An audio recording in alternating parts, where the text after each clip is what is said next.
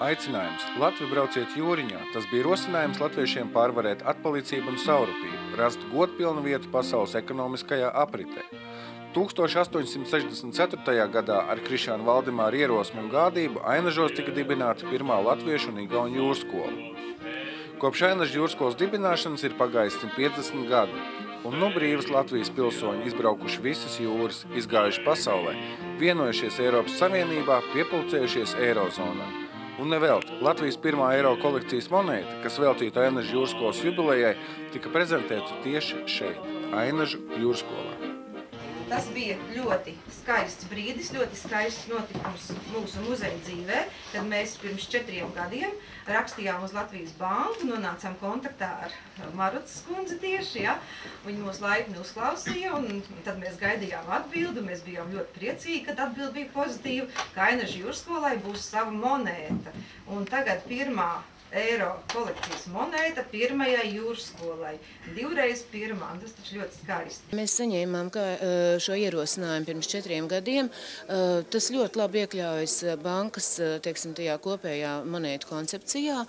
Šobrīd jau sanāk tā, man gribas teikt arī mazliet no sevis, ja, ka tas aicinājums Latviju brauksim jūriņā atkal kļūst aktuālāks, ja, un atkal ar mazliet citu tādu niansētu pieskaņu. Ja. Kā jau es teicu, ja, man pašai ļoti viegli bija pieņemt to lēmumu, jo es esmu kapteiņa meita, man tēvs ir 34 gadus Liepājā jūrā braucis, ja, tā kā jūra man ir tuvu un asinīs, ja, un man ļoti bija patīkami arī šo projektu realizēt, strādāt pie tā, un arī rezultāts šis ir, es domāju, ka labs tas ir pa maz teikt, ja, jo zinot to, ka cilvēki 5 no rīta aizņēma rindu pie Latvijas bankas, lai iegādātos monētu, ja, tas jau pasaka visu, ja, tad,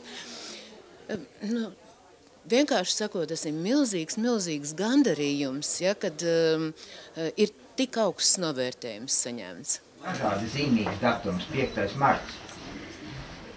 Pirms 21 gada, 5. martā, Latvija laida apgrozībā Lata pirmo banku. Tātad pagājis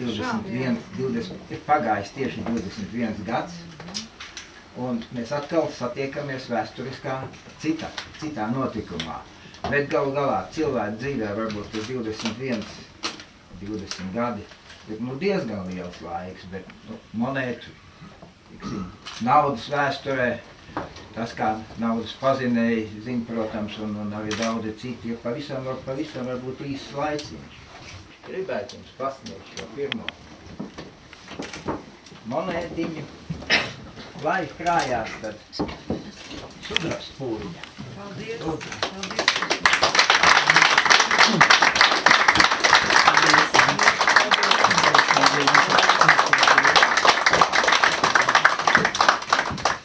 Monētu mēs ieliksim slēgtā guļvitrīnā, un viņi būs visu šo gadu skatām visiem mūsu muzeja viesiem.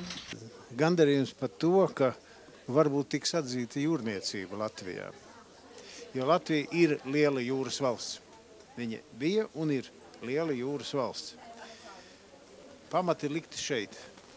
Pirms tam bija, kaut kas nebija, bet nopietna jūrniecība sākās ar Ainažu jūrskolu. Pēc tam attīstījās kuģi būva un tā tālāk. Un tas tā turpinās. Diemžēl pēc 90. gada bija tāds uzplaukums liels, pēc tam attiecībā pret jūrniecību viss nomierinājās, bet es ceru, ka jaunie kapteiņi, jaunie kuģi mehāniķi, kas ir beiguši jūras akadēmiju, kas ir beiguši arī Liepājas koledžu, ka viņi pacel šo jūrniecības nozīmi Latvijā pietiekoši augstu. Gribētos jau, lai arī jūras akadēmija būtu sava monēta, bet mums tā jubileja tikai 25 gadi. Tā kā mums būs 150, es domāju, ka mums neviena vēl būs.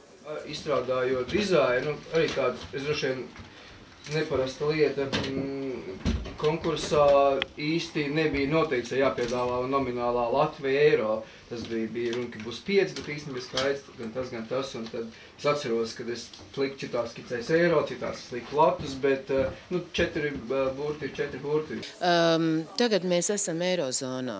Tas nozīmē, ka arī par mūsu monētām interesējas visi tie, kur kolekcionē eiro monētas. Un jau tagad es varu pateikt, ka vairāk nekā 1000 monētu, varbūt arī 2000, gala rezultātā aizceļos ārpus Latvijas robežām. Tas nozīmē, ka šo stāstu par Latviju, ka stāstu par Ainažu jūras skolu uzzinās monētu kolekcionāri citās Eiropas valstīs. Un ne tikai Eiropas valstīs, arī Amerikā, arī Āzijā. Un, lūk, tā mēs veidojam savus valsts tēlu. Tas jau ir atkal kā pilieniņš tajā nacionalitātes jūrā. Jā, mums tā kuģniecība ir drusciņ tā novārtā atstāt. Vajadzētu viņus podrināt, lai viņi būtu tikpat spoži kā šodien šī medaļa, lai viņi neaputētu. Un tur tikai mēs paši to varam darīt.